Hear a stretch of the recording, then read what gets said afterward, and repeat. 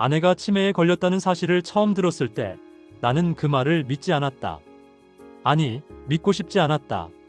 늘 집안을 빈틈없이 챙기고 나보다 기억력도 좋고 작은 생일까지 챙겨주던 그 여자가 내 이름을 잊는다는 게 도무지 상상되지 않았기 때문이다. 그런데도 이상한 징조는 분명히 있었다. 집안 열쇠를 어디 두었는지 몰라 하루 종일 뒤지거나 내가 출장 갔다 온 날을 완전히 다르게 기억하거나 한참 동안 같은 질문을 반복하는 날이 많아졌었다.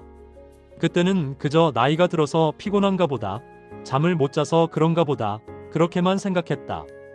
하지만 지금 생각해보면 나는 이미 예고를 듣고 있었으면서도 모르는 척 외면한 것인지도 모른다. 그리고 그 외면이 결국 오늘의 나를 만든 셈이다. 의사는 조용한 목소리로 말했다. 초기 증상이 아닙니다. 이미 꽤 진행된 상태예요. 아내는 옆에서 웃고 있었다. 아무렇지도 않다는 듯이. 오히려 내 손을 잡고 괜찮아요. 나 금방 좋아질 거야. 라고 말했다. 그 말을 듣는 순간 심장이 찢어지는 듯 했다. 아내는 자신이 얼마나 잃어가고 있는지 모른 채 나를 위로하고 있었다. 나는 아무 말도 할 수 없었다. 병원에서 돌아오는 길 아내는 하늘을 보며 말했다. 오늘은 날씨가 참 좋네. 이런 날은 예전에도 참 좋아했는데 아내는 예전의 나를 기억하고 있었을까? 아니면 그냥 말버릇처럼 내뱉은 말이었을까? 그 조그만 문장 하나가 내 마음속에서 계속 울려 퍼졌다. 그날 이후로 나는 모든 걸 내려놓았다. 회사엔 조기 퇴직을 신청했고 아내 곁을 떠나지 않기 위해 거의 모든 약속을 취소했다. 내 주변 사람들은 말했다. 그렇게까지 할 필요가 있냐고. 요양보호사를 쓰거나 시설에 맡기면 된다고. 하지만 나는 도저히 그렇게 할 수 없었다. 아내는 젊은 시절 나보다 더 큰 희생을 했던 사람이다.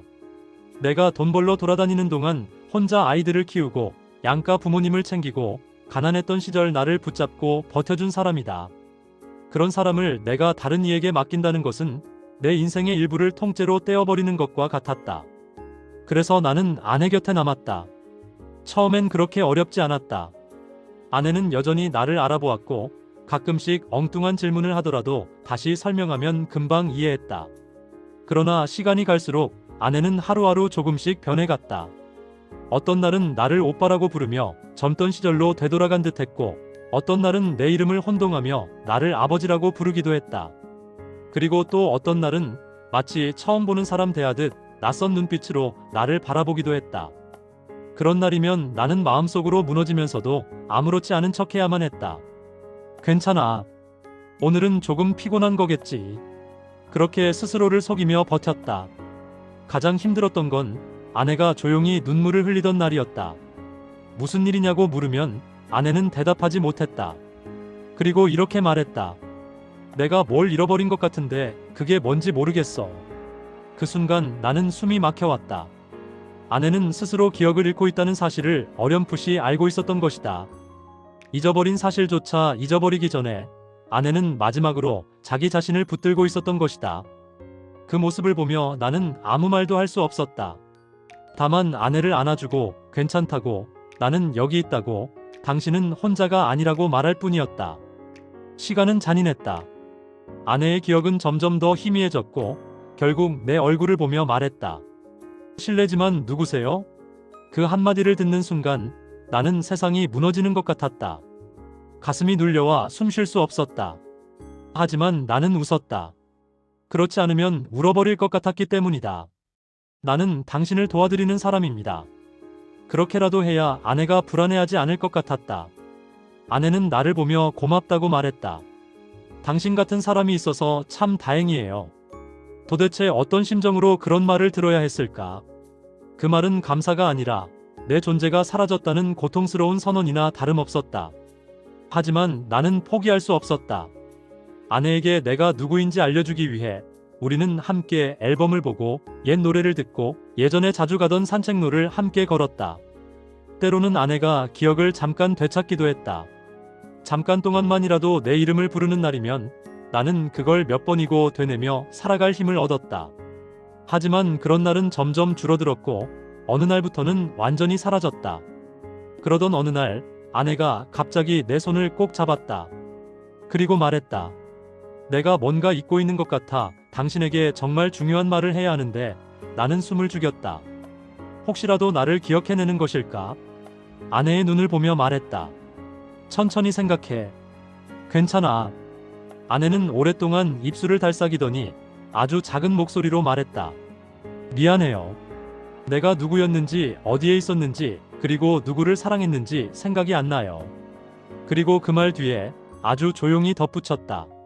그런데 이상하게 당신 손을 잡으면 마음이 놓여요. 그 말을 듣는 순간 나는 아내의 마지막 기억 속에서 내가 지워졌다는 걸 확실히 알았다. 하지만 동시에 나는 아직 아내의 마음 어딘가에 남아있다는 희미한 희망도 느꼈다. 이름은 잊었어도, 얼굴은 잊었어도, 기억 속 인물들은 모두 사라져도 아내의 감정 어딘가에는 내가 남아있었다. 아내는 나를 아는 사람으로 기억하지 못했지만 나를 편안한 존재로 느끼고 있었다. 그 사실 하나로 나는 다시 살아갈 수 있었다. 그날 이후 나는 아내를 원망하지 않았다. 치매는 누구의 잘못도 아니었다. 나는 단지 감사했다. 아내가 기억 속에서 나를 잃어버리고도 마음속에서만큼은 나를 지워버리지 않았다는 사실이.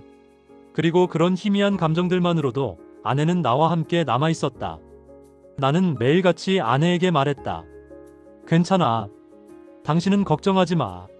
내가 곁에 있을게. 아내가 대답하지 못하더라도, 내 말을 이해하지 못하더라도 나는 계속 말했다. 왜냐하면 그 말은 아내를 위한 것이기도 했지만 사실은 나 자신에게 하는 말이었기 때문이다. 나는 무너지고 싶지 않았고 아내를 잃은 나 자신을 받아들이고 싶지 않았다. 시간은 더 흘렀다. 아내는 이제 말을 거의 하지 못했고 눈빛은 멍해졌으며 손도 자주 떨리기 시작했다. 하지만 그 와중에도 아내는 내 손을 잡는 습관만큼은 잊지 않았다. 마치 그 작은 접촉이 세상과 연결되는 마지막 끈인 것처럼 나는 아내 손을 잡을 때마다 마음속으로 되뇌었다. 나는 여기 있다. 당신은 혼자가 아니다. 그 말이 아내에게 닿지 않을지라도 나는 믿고 싶었다. 언젠가 아내의 마음 깊은 곳에 그 말이 스며들기를. 어느 늦은 밤 아내가 내게 조용히 물었다. 혹시 나 결혼한 적 있어요? 나는 잠시 숨을 멈추었다. 그 질문이 내 가슴을 찔렀지만 나는 미소 지으며 대답했다. 네, 아주 오래전 당신을 정말 사랑했던 사람이 있었죠. 아내는 고개를 끄덕이며 말했다. 그 사람 행복했으면 좋겠다. 나는 그 말을 듣고 눈물이 떨어지는 걸 참지 못했다. 그리고 조용히 말했다. 행복했어요. 정말 많이 당신 덕분에. 아내는 내 말을 이해하지 못한 듯 고개를 갸웃했지만 곧 다시 눈을 감았다. 그 모습이 너무 평온해서 나는 한참 동안 아내 손을 놓지 못했다. 어느 날 아내는 더 이상 나를 보지 않았다. 나를 보지 않는다는 것은 나를 모른다는 의미가 아니라 이제 세상을 바라볼 힘조차 없다는 뜻이었다. 아내의 눈빛은 흐려지고 초점이 맞지 않았으며 기억을 잃어가는 과정에서 가장 마지막까지 남아있던 미소마저 사라져갔다. 그 모습을 바라보면서도 나는 아내에게 말했다. 괜찮아. 나는 여기에 있어. 그 말은 이제 거의 기도처럼 들렸다. 아내는 더 이상 듣지 못했을 테지만 나는 매일 밤 그 말을 반복했다. 그리고 마지막 순간 아내는 내 손을 잡았다. 그 손은 이미 힘이 없었고 온기도 거의 남아있지 않았다. 그런데도 아내는 겨우 숨을 쉬는 목소리로 말했다. 고마워요. 당신 그 뒤에 이어질 말을 나는 오랫동안 기다렸지만 끝내 나오지 않았다. 아내는 그렇게 조용히 눈을 감았다.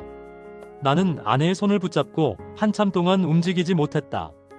아내의 마지막 기억 속에 나는 없었지만 아내의 마지막 감정 속에는 나는 분명히 있었다. 이제 아내는 없다. 하지만 매일 밤 아내가 남긴 빈자리와 대화를 나누듯 조용히 말을 건넨다. 나는 여기 있어. 오늘도 내일도 당신 곁에 있을게. 그 말이 아내에게 닿지 못한다 해도 나는 계속 말할 것이다. 우리가 함께 살아온 시간은 사라지지 않았고 아내의 마음 한구석에 남아있던 그 작은 온기도 아직 내게 남아있기 때문이다. 나는 이제 더 이상 슬퍼하지 않는다. 그저 감사할 뿐이다. 아내가 나를 잊었어도 나는 아내를 끝까지 기억할 수 있었던 이 긴 여정을. 나는 오늘도 아내의 사진 앞에서 조용히 인사한다. 당신이 누구를 기억하든 누구를 잊었든 나는 언제나 당신 남편이었어. 그리고 그 말이 조금은 외롭고 조금은 따뜻하게 내 마음속에서 오래도록 울린다. 아내는 나를 잊었지만 나는 아내를 단 한 번도 잊어본 적이 없다.